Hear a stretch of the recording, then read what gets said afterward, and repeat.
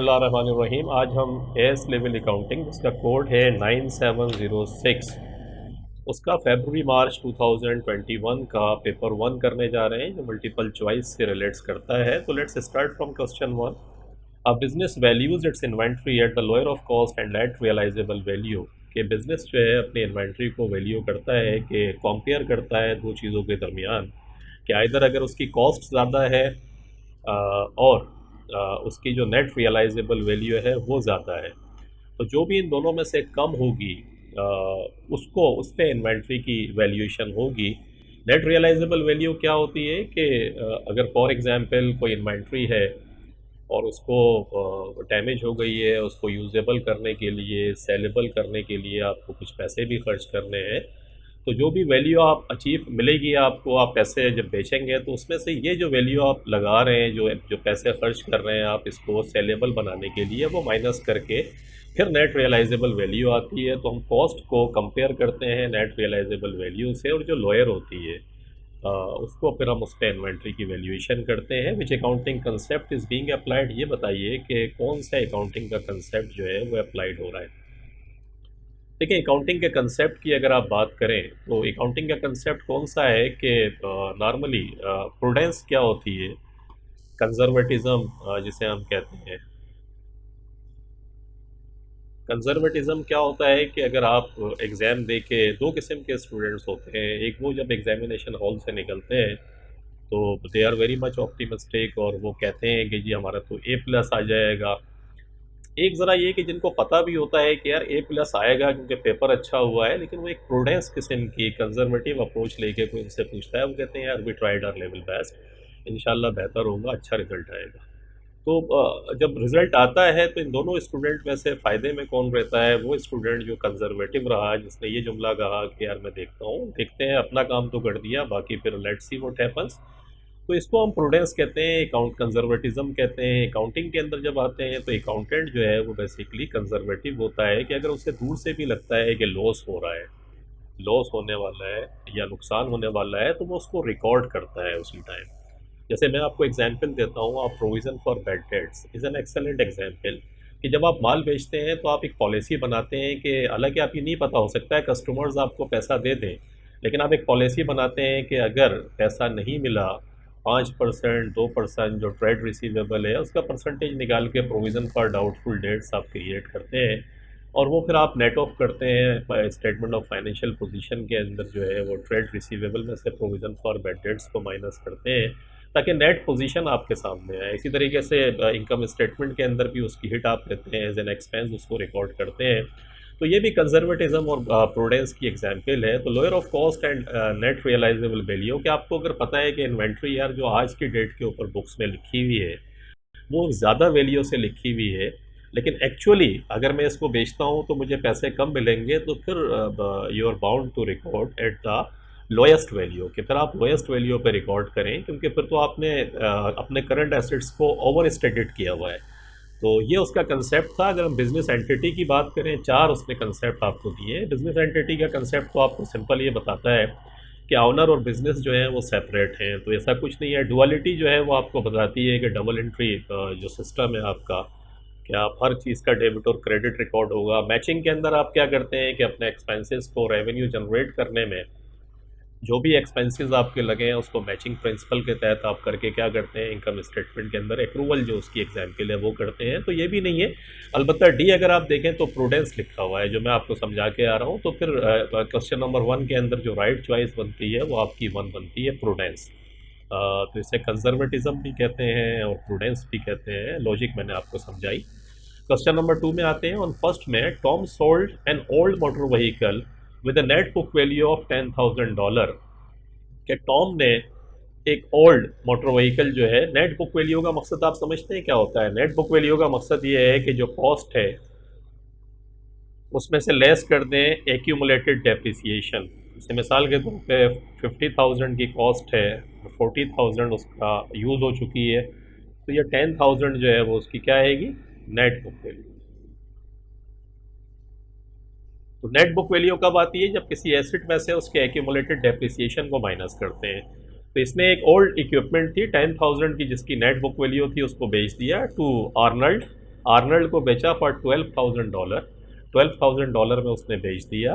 Arnold paid $7,500 by cheque. Arnold ने क्या करा कि $7,500 जो है वो चेक के ज़रिए पेमेंट कर दी एंड एग्रीड टू पे द बैलेंस बाय इंस्टॉलमेंट्स, और बाकी उसने कहा कि मैं इंस्टॉलमेंट्स के अंदर पे करूँगा। What was the net effect of these transactions और आर्नल्ड्स अकाउंटिंग इक्वेशन ऑन फर्स्ट में, कि फर्स्ट में को ये बताएं कि आर्नल्ड जो है उसकी अकाउंटिंग इक्वेशन पे क्या इम्पैक्ट होगा। अकाउंटिंग इक्वेशन आपको पता है, बेसिक है, assets is equal to liabilities plus owner's equity के, एसेट्स बराबर हैं लाइबिलिटीज़ प्लस ऑनर्स इक्विटी के।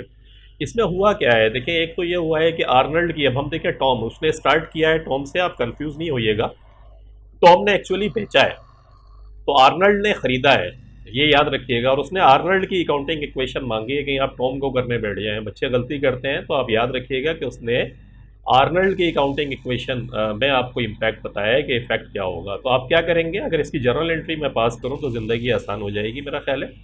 हम ये करते हैं कि आर्नल्ड के पास जो मशीन आ गई वो कितने में आ गई, 10,000 की इक्विपमेंट इसने 12,000 के अंदर ख़रीदी। तो इसके पास जो मोटर व्हीकल आई वो 12,000 की आई, क्योंकि इसको तो $12,000 की पड़ी है।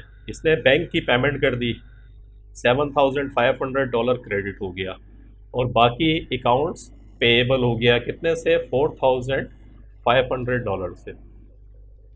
तो मोटर व्हीकल क्या है, अगर आप देखें तो मोटर व्हीकल एक एसेट है, तो एसेट आपका 12,000 से बढ़ा, लेकिन साइमल्टेनियसली आप देखें बैंक भी आपका एसेट है, और बैंक जो है वो क्रेडिट हुआ है, इसका मकसद है डिक्रीज हुआ है। तो अगर मैं 12,000 में से ये $7,500 को माइनस कर दूं, क्योंकि ये इंक्रीज हुआ है एसेट और ये डिक्रीज हुआ है, अकाउंटिंग इक्वेशन पे इम्पैक्ट वो पूछ रहा है। तो नेट एसेट्स आपके अगर आप देखें तो कितने से बढ़े, मोटर व्हीकल एसेट है 12,000 से बढ़ा, बैंक क्रेडिट हुआ $7,500 से, एक एसेट इंक्रीज हो रहा है और दूसरा एसेट आपका डिक्रीज हो रहा है। तो टोटल एसेट्स के अंदर जो इंक्रीज आई वो कितनी आई, इंक्रीज इन एसेट्स $4,500। और लाइबिलिटी कितने से बढ़ी आपकी, लाइबिलिटी इंक्रीज कितने से हुई, $4,500 से। तो ये आपने देखा, ओनर्स इक्विटी के ऊपर कोई इम्पैक्ट नहीं पड़ा, आपने देखा, क्योंकि तो सीधी सीधी एसेट आपने ख़रीदा है और पार्शियल पेमेंट आपने करी दी है, बाकी इंस्टॉलमेंट पे कर देंगे। तो जो एसेट आया है उसमें से जो बैंक की पेमेंट करी है उसे माइनस कर दें, $4,500 का इंक्रीज़ आ गया, लाइबिलिटी बढ़ गई आपकी $4,500 से, no effect on owner's equity. तो let's see, increase 2,500 A choice दी हुई है, इनकरेक्ट है। इंक्रीज 2,500 इनकरेक्ट है। इंक्रीज 4,500 एसेट्स, ये बात बिल्कुल सही कह रहा है, लेकिन लाइबिलिटी में 2,500 कह रहा है, तो ये भी इनकरेक्ट हो गया। डी के अंदर अलबत्ता अगर हम देखें तो बात बिल्कुल सही है कि डी के अंदर एसेट्स इंक्रीज हो रहे हैं $4,500 से और लाइबिलिटी इंक्रीज हो रही है $4,500 से, और ऑनर्स इक्विटी के ऊपर कोई इम्पैक्ट नहीं है। तो वी कैन सेफली से कि क्वेश्चन नंबर 2 के अंदर जो राइट चॉइस हमारी बनती है, लॉजिकली आई एक्सप्लेंड यू कि जर्नल एंट्रीज मैंने आपको करके बताया है कि कैसे हुआ है ये। तो क्वेश्चन नंबर 2 के अंदर वी कैन सेफली से कि डी चॉइस हमारी राइट चॉइस है। क्वेश्चन नंबर 3 में आते हैं, which item is not included as part of the capital cost of a new machine, के कौन सा आइटम इनमें से ऐसा है जो capital cost of a new machine की कॉस्ट में शामिल नहीं होगा। देखिए, जब भी कोई मशीन आप खरीदते हैं तो उसको वर्किंग कंडीशन में लाने तक जितने भी खर्चे हो रहे होते हैं वो सब उसकी कॉस्ट में आप शामिल करते हैं। तो keep it in your mind कि जितने खर्चे हैं उसको वर्किंग कंडीशन में लाने के लिए आप कर रहे हैं वो सारे उसकी कॉस्ट में प्लस होंगे, और ऐसा कोई भी खर्चा जो वर्किंग कंडीशन से रिलेट नहीं करता वो फिर रेवेन्यू एक्सपेंडिचर हो जाता है। तो लेट्स सी, देखते हैं क्या है, cost of delivering the machine to the factory. Definitely ये तो फिर अगर वो आएगी नहीं आपकी फैक्ट्री के अंदर तो आप यूज़ कैसे करेंगे, तो ये तो फिर आप शामिल करेंगे। कॉस्ट ऑफ इंस्टॉलिंग, जब तक इंस्टॉल नहीं करेंगे तो मशीन चलेगी नहीं, तो इसको भी आप शामिल करेंगे कैपिटल कॉस्ट में। Interest on loan used to buy the machine, के इंटरेस्ट जो आपने लोन लिया था इस मशीन को ख़रीदने के लिए और उस पर इंटरेस्ट आपने दिया, तो देखिए ये जो इंटरेस्ट आप दे रहे हैं ये फिर शामिल नहीं होगा। ये there are certain things, borrowing cost का एक इंटरनेशनल अकाउंटिंग स्टैंडर्ड है। वो फिर भी कहता है कि जो क्वालिफाइंग एसेट्स हैं, नॉर्मली जो क्वालिफाइंग एसेट्स होते हैं, जैसे प्रोजेक्ट है आपका या आप टाइम लगेगा 6 महीने 1 साल, उस प्रोजेक्ट को आप बनाएंगे, उस पर जो आप लोन देते हैं तो there are certain conditions under IAS borrowing cost के अंदर कि अगर वो क्वालिफाइंग एसिड्स के ऊपर पूरा उतरता है तो फिर उसके इंटरेस्ट को हम कैपिटलाइज करते हैं।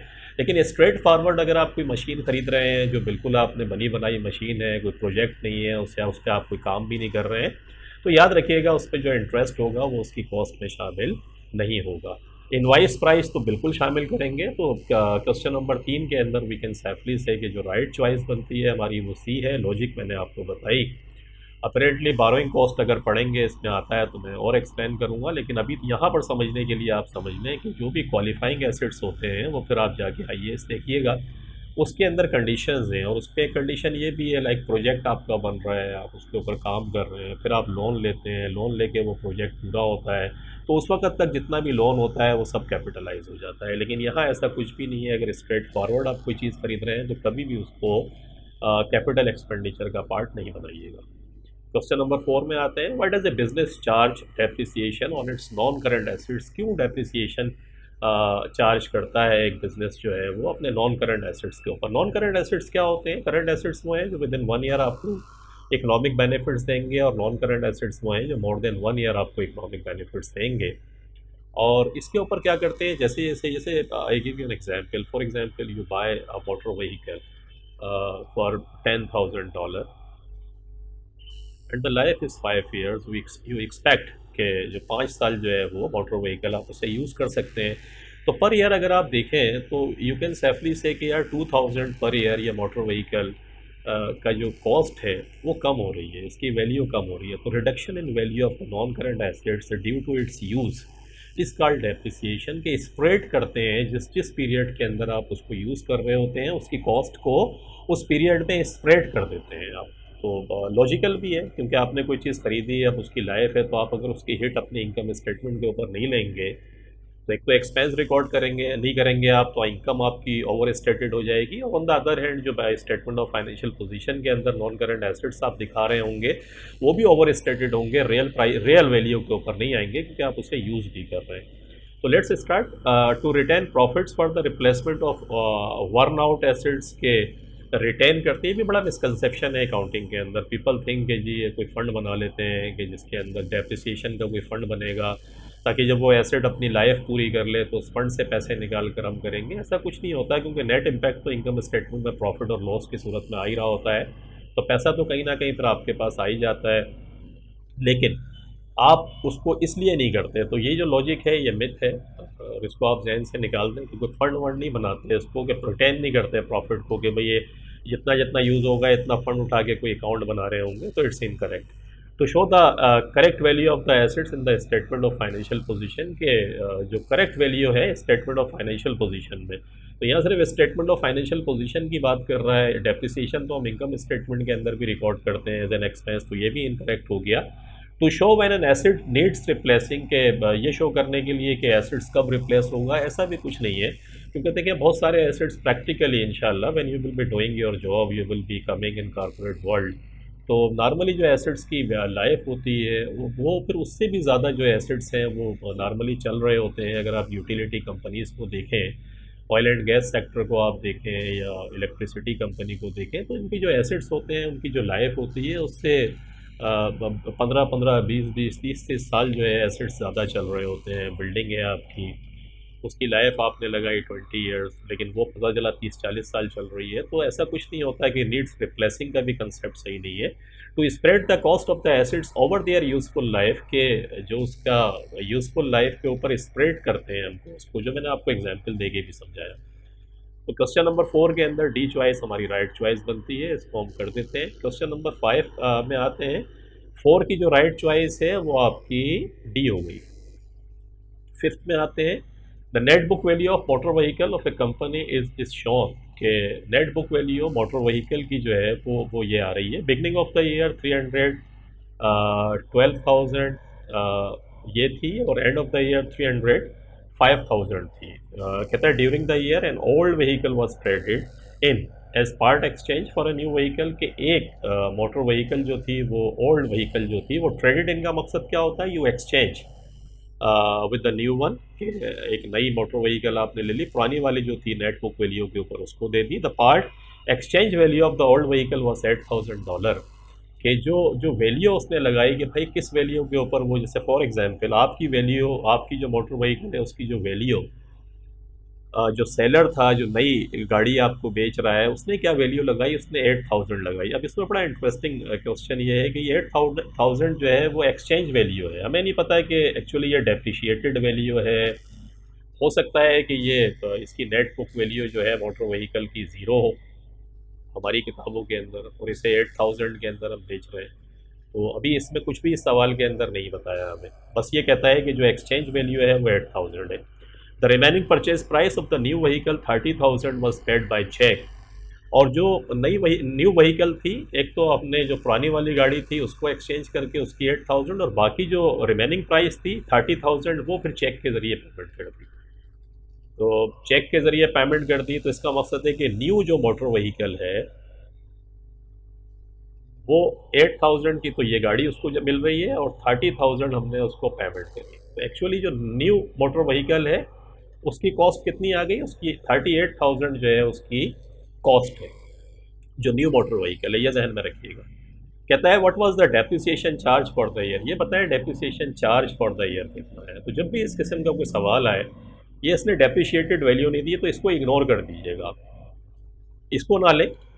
आप सिंपल ये करें कि जो 312, इसमें एज्यूम ये करें कि वो जो पुरानी मोटर व्हीकल आप बेच रहे हैं उसकी वो ज़ीरो वैल्यू के ऊपर है, क्योंकि आपको कुछ दिया नहीं है। तो इट इज़ एज्यूम कि जो आप ओल्ड मोटर व्हीकल बेच रहे हैं, क्योंकि उसकी एक्सचेंज वैल्यू तो दे रहा है, आपको बुक वैल्यू नहीं दे रहा है, ये नहीं बता रहा है वो है कितने की, तो हम इसको एज्यूम करेंगे कि ये ज़ीरो वैल्यू के ऊपर है, because no information is given in the question. What we will be doing कि ये 312,000 जो आपको दिया हुआ है इसके अंदर आप क्या करें, इसके अंदर आप ये 38,000 को प्लस कर लें, क्योंकि देखें जो नेट बुक वैल्यू थी उसके अंदर इजाफा, और ड्यूरिंग द ईयर का मकसद है कि हमें ये भी नहीं पता इस सवाल में कि इस बिज़नेस की पॉलिसी क्या है। देयर आर सर्टेन बिजनेस वो कहते हैं कि भाई मंथ बाय मंथ का डेप्रिसिएशन चार्ज करेंगे, इसने हमें ये भी नहीं दिया कि किस महीने में ख़रीदी है। कुछ की पॉलिसी ये होती है कि जिस साल ख़रीदेंगे उस साल पूरे साल का डेप्रिसिएशन निकालेंगे और जिस साल बेचेंगे उस साल कोई डेप्रिसिएशन चार्ज नहीं करेंगे। तो हम एज्यूम कर रहे हैं इस सवाल के अंदर कि जिस साल एसेट ख़रीदा गया उस साल पूरे साल का डेप्रिसिएशन निकलेगा। तो एक्चुअली ये 312,000 के अंदर अगर मैं 38,000 को प्लस करूँ तो ये 350,000 बनता है। 350,000 हमारे पास एसेट्स था, और एंड में देखिए कितना बचा, एंड में 305,000 बचा। तो डिफरेंस कितना आया, डिफरेंस देखिए 45,000 का डिफरेंस आता है। ये जो 45,000 का डिफरेंस है ये एक्चुअली आपको पता है एक नेट बुक वैल्यू अगर दो आपको दी हुई है तो डिफरेंस होगा क्या, डिफरेंस डेफिनेटली फिर डेप्रिसिएशन होता है, क्योंकि डेप्रिसिएशन चार्ज होता है, depreciation expense debit, accumulated depreciation credit, accumulated depreciation cost में से माइनस करते हैं तो बुक वैल्यू आ जाती है। तो हमने क्या करा, सिंपल हमने ये करा कि जो वैल्यू थी हमने नई मोटर व्हीकल की वैल्यू निकाली, वो हमारे पास 38,000 बनती है। ओल्ड को हमने इग्नोर कर दिया, ओल्ड की वैल्यू हमने न्यू मोटर व्हीकल की वैल्यू कैलकुलेट करने के लिए निकाली और उसको बिगनिंग में प्लस करके एंडिंग में से माइनस करके 45,000 निकाला। और देखिए ये 45,000 आपको दे रहा है सी के अंदर। तो क्वेश्चन नंबर 5 के अंदर यू कैन राइटली से कि आपकी जो चॉइस है वो फिर सी चॉइस बनती है। और लॉजिक मैंने बताया it's a very technical, little bit tricky, तो इसमें कुछ एजम्पशंस आपके जहन में क्लैरिटी के साथ होने चाहिए, then you will be able to deal it. Otherwise आपको दो एजम्पशंस हैं, एक तो एज्यूम ये करें कि जिस साल खरीद रहे हैं उस साल पूरे साल का डेप्रिसिएशन निकालेंगे। सेकंड जो ओल्ड व्हीकल है क्योंकि उसकी एक्सचेंज वैल्यू दी गई है तो इट इज़ एज्यूम कि उसकी ज़ीरो वैल्यू के ऊपर हमने उसको दिया है, तो इसका मतलब है उसका इम्पैक्ट ही कोई नहीं है। तो ये फिर हमारा सी पार्ट सही हो गया। क्वेश्चन नंबर 6 में आते हैं। The bank statement of A business showed a credit balance of 4,520 कि एक बैंक स्टेटमेंट जो आया उसका क्रेडिट बैलेंस, जब भी याद रखिएगा बैंक स्टेटमेंट का क्रेडिट बैलेंस आया तो इसका मकसद ये हुआ कि बैंक में आपका पैसा है। जब भी ये डेबिट बैलेंस होगा तो एज्यूम करिएगा, एज्यूम क्या है, इट्स ए क्लैरिटी के ये समझें कि डेबिट बैलेंस जब भी बैंक स्टेटमेंट शो करे तो ये ओवरड्राफ्ट को शो करता है। क्रेडिट बैलेंस का मकसद है you have the money in the bank 4,520, this did not agree with the cash book. और जब ये एग्री नहीं होता है कैश बुक से तो फिर प्रॉब्लम होती है, इसके लिए हम बैंक रिकन्सिलिएशन स्टेटमेंट बनाते हैं जो आपने पढ़ा होगा। द फॉलोइंग वर डिस्कवर्ड, ये चीज़ें डिस्कवर्ड हो गई। नंबर 1 कहता है bank charges of $89 had not been entered in the cash book, कि बैंक चार्जेस जो थे एक्चुअली बैंक ने चार्ज करे थे लेकिन वो कैश बुक में रिकॉर्ड नहीं हुए। There were unpresented cheques paid to supplier, कुछ सप्लायर थे जिन्हें $680 के चेक दे दिए, still they are outside the bank, they are wandering here and there but not in the bank. जब वो बैंक में नहीं आया तो फिर बैंक से पैसा भी नहीं निकला आपका। A dishonoured cheque for $210 appeared on the bank statement, एक चेक आपने जमा कराया था, वो डिसऑनर्ड हो गया, कस्टमर के अकाउंट में इतने पैसे ही नहीं थे, बैंक ने डिसऑनर्ड कर दिया for whatever reason, but was not shown in the cash book, लेकिन कैश बुक के अंदर इसकी कोई एंट्री नहीं है। Sales receipts of $750 had been entered in the cash book, के सेल्स रिसीट जो थी, जो पैसा आया था वो आपने कैश बुक में तो रिकॉर्ड कर दिया but it not appear on the bank statement, लेकिन बैंक स्टेटमेंट के अंदर ये अपीयर नहीं हुआ। तो वेरी इंटरेस्टिंग क्वेश्चन, और इसके अंदर सिंपल कंसेप्ट याद रखिएगा, जब भी आपको बैंक स्टेटमेंट का बैलेंस दे तो आप ये देखिएगा कि बैंक स्टेटमेंट के बैलेंस से आपको अगर कैश बुक के बैलेंस पर पहुंचना है तो बैंक स्टेटमेंट के अंदर जो एडजस्टमेंट हो चुकी हैं उनको रिपीट नहीं कीजिएगा। टेक माय वर्ड्स, रिपीटेड, कि बैंक स्टेटमेंट में जो एडजस्टमेंट हो चुकी है उसको फिर आप नहीं कीजिएगा, क्योंकि वो तो फिर आप कैश बुक में अपडेट कर ही लेंगे, क्योंकि ये कैश बुक का ये कहता है what is the bank balance to be shown in the statement of financial position. ये बताएं कि बैंक का कौन सा balance statement of financial position में आप शो करेंगे। तो डेफिनेटली जब आप अपडेट करने जाएंगे तो जो 89,000 का बैंक इंटरेस्ट है ये आप अपडेट कर लेंगे अपने पास। बैंक के इस 4,520 के बैलेंस में ये ऑलरेडी अपडेटेड है, तो उसको रिपीट हम नहीं करेंगे। डिसऑनर्ड चेक जो था ये बैंक ने अपने पास से निकाल दिया है, तो आप भी कैश बुक में निकाल देंगे, और ऑलरेडी हम क्योंकि 4,520 के बैलेंस को लेके चलेंगे तो इसलिए इसको हम रिपीट नहीं करेंगे। ये दो चीज़ें ऑलरेडी बैंक स्टेटमेंट के अंदर अपीयर हो चुकी हैं, तो इनको आप काट दें। अनप्रेजेंटेड चेक्स जो सप्लायर के हैं, जो भी बैंक नहीं पहुँचे, वो जब बैंक पहुँचेंगे तो डेफिनेटली ये जो बैंक का बैलेंस है ये कम होगा। तो आप इसको क्या करें, balance as per bank statement कितना है, balance as per bank statement 4,520, इसमें से आप लेस कर दें अनप्रेजेंटेड चेक। अनप्रेजेंटेड चेक कितने के हैं, देखिए $680 के, तो आप $680 माइनस कर दें, 4520 माइनस $680 तो 3840 बनता है। और इसके अंदर से सेल्स रिसीट का मकसद है कि देखिए ये पैसे आप तो अपने कैश बुक में जमा करके बैठे हुए हैं, बैंक में जमा नहीं हुए, नहीं हो बैंक में भी जमा हो जाएंगे, किसी वजह से नहीं हुए होंगे, तो आप इसको जमा कर लें। कैश रिसीट कितनी है, $750, तो इसमें $750 आप प्लस कर दें तो 4590 आता है, और 4590 का क्रेडिट बैलेंस है, यानी आपका पैसा बैंक पर निकलता है। क्योंकि देखिए स्टार्ट वहीं से हुआ था कि आपका पैसा निकलता है, अगर $680 के चेक निकल भी जाएंगे तो भी आपका पैसा ज़्यादा है, इसलिए ये आपका पैसा है 3840, मज़ीद पैसा आपने जमा कराया वो जमा होगा, तो 4590, और 4590 जो है वो एज ए करंट एसेट्स, क्योंकि अगर इसका डेबिट बैलेंस है कैश बुक का, ये बैंक का क्रेडिट बैलेंस है, तो डेफिनेटली फिर कैश बुक का कौन सा बैलेंस होगा, डेबिट बैलेंस होगा। जब डेबिट बैलेंस होगा तो वो क्या शो होगा, as a current asset show होगा। तो हम क्वेश्चन नंबर 6 के अंदर वी कैन सेफली से कि करंट एसेट्स 4590, बी चॉइस जो है वो हमारी राइट चॉइस है। तो क्वेश्चन नंबर 6 पे मैं रोकता हूँ इसको, जो मैंने पढ़ाया इसको ध्यान से देखें, इसकी प्रैक्टिस करें। इंशाल्लाह फिर क्वेश्चन नंबर 7 से फिर हम नेक्स्ट लेक्चर को स्टार्ट करेंगे। टेक केयर, अपना बहुत ख्याल रखिएगा। Thank you very much for watching the video. अल्लाह हाफ़िज़।